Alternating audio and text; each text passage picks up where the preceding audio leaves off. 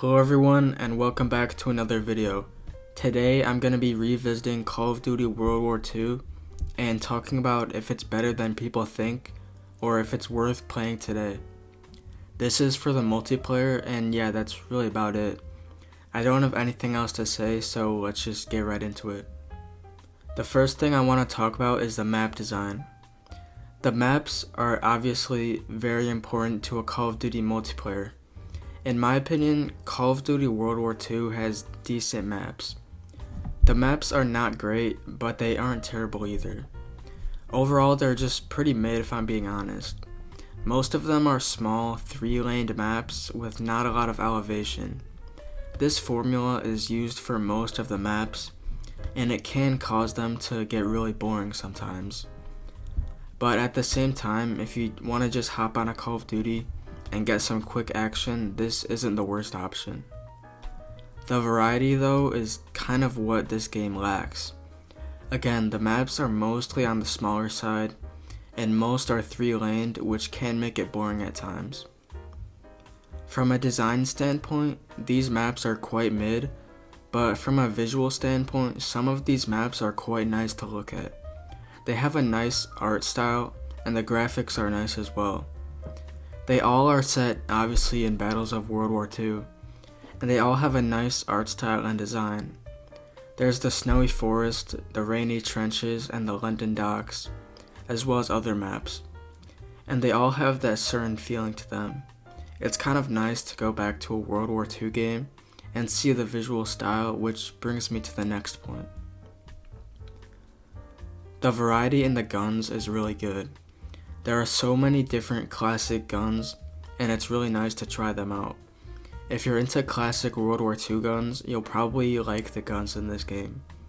From a gameplay standpoint, the variety in guns is nice too. There are a lot of different guns to try out and use. A lot of them feel good to use as well. The gunplay feels pretty good in this game. The guns feel good to shoot and stuff like that. The class customization overall isn't the best though. The guns are good, the amount of them and trying them out is good, but the rest isn't as good. You can have like 3 or 4 attachments per gun, which kind of removes the choice of picking which one to pick and which pros and cons you want to deal with, because you can do almost everything. And the perks also are not great. You can only use one perk, which I don't really understand. Only being able to pick one perk is kind of dumb. For camos, they're unlocked by getting headshots. It's something you can do if you want to unlock that and have more types of progression or just want a skin on your gun. Speaking of skins, the guns actually have skins other than the camos that you can unlock. There's different variants of the guns that look different. These variants, as well as some of the base weapons for some of the guns, are unlocked through loot boxes and orders or contracts.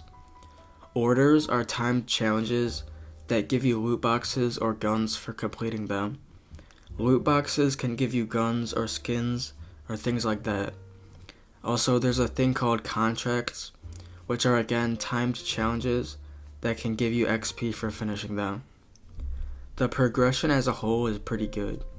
DLC guns can be unlocked through orders, which is nice because you don't have to get lucky with a loot box.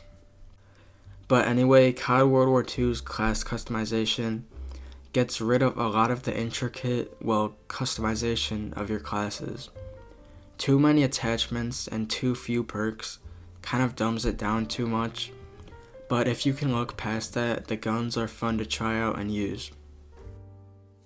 The actual skins can be a little goofy. The art style is supposed to be, serious and gritty, but some of the over-the-top skins can kind of ruin that.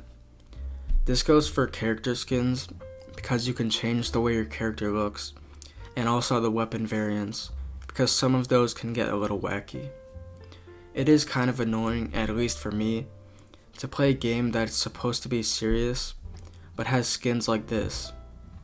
Obviously it doesn't affect the actual gameplay, but I'm just not a fan of skins like this being in Call of Duty games, especially when the art style is actually good without the silly skins.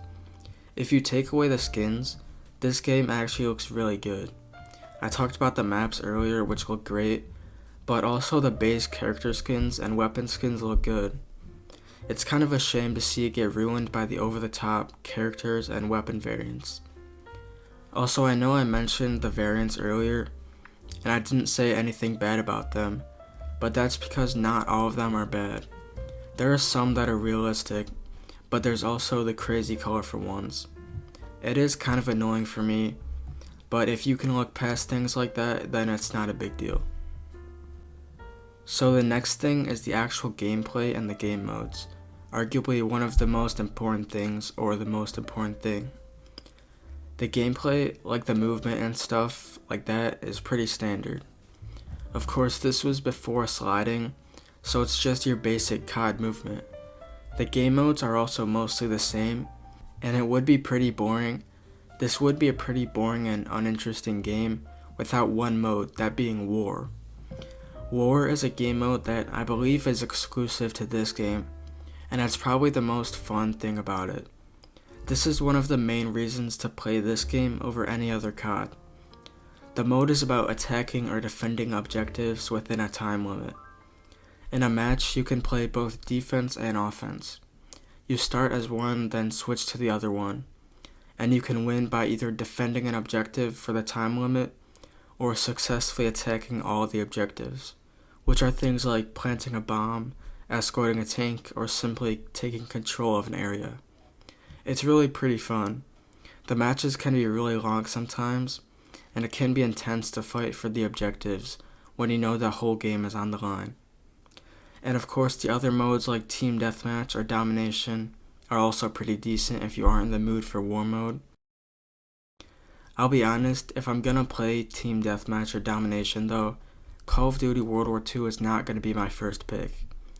It can be nice to return to it every once in a while for the guns or maps, but it's really just a mediocre Call of Duty game.